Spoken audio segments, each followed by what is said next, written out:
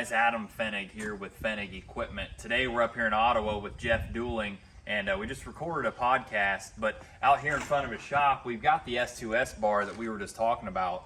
Jeff, why don't you walk us through a couple things, because this was all your idea and we pieced it together there in the shop. What all are you were you thinking on the toolbar? You know, we've got liquid and cover crops.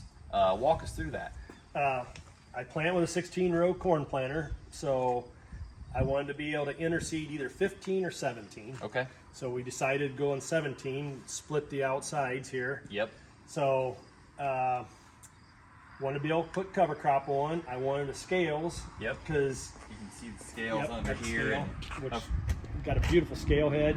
Yep. And of course we've got the Valmar, the standard system that we always use. Yep. Easy calibrating. I mean, I should say it's easy.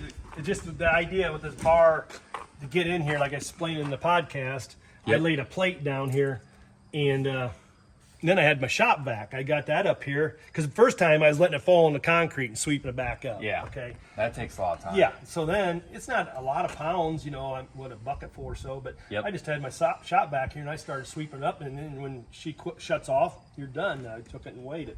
So cool. That was pretty simple. Yep.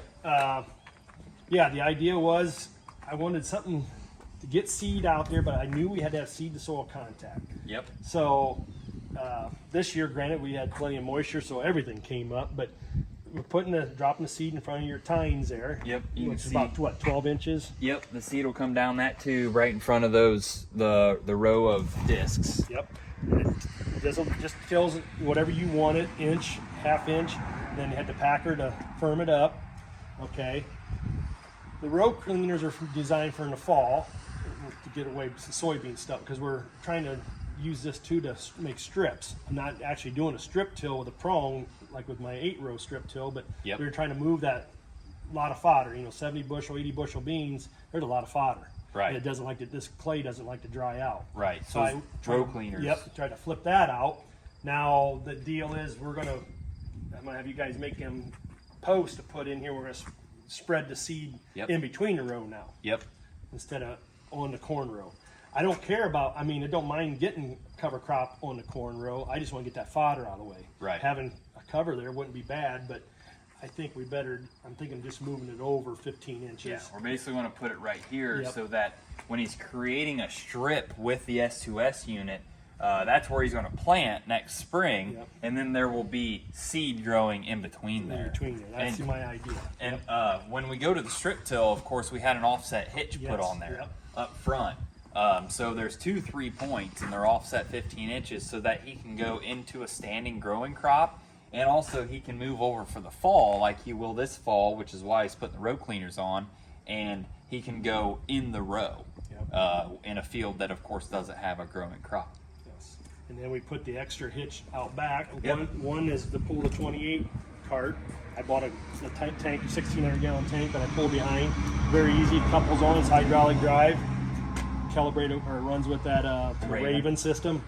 Slicker, and that didn't work great. Yep. We're putting it on like wide drop, which I'm a big believer in. It's shown over the years that's got me more bushel just by wide drop and by using less 28 too. Yeah, so you can see we attached our triple threat fertilizer system that we use a lot on the colder rigs. It attached right here to the S2S to have a effect of putting fertilizer right at the base of the plant. He's been doing that for a long time with his John Deere, but he thought, well, let's just do it all in one pass, seed and fertilizer. Of course, you put the seed in this tank, and he's pulling that pull-behind tank. So.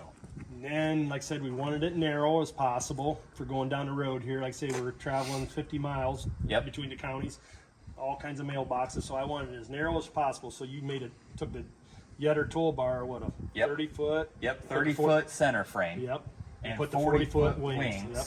Right here at the hinge is where the 40-foot wing starts.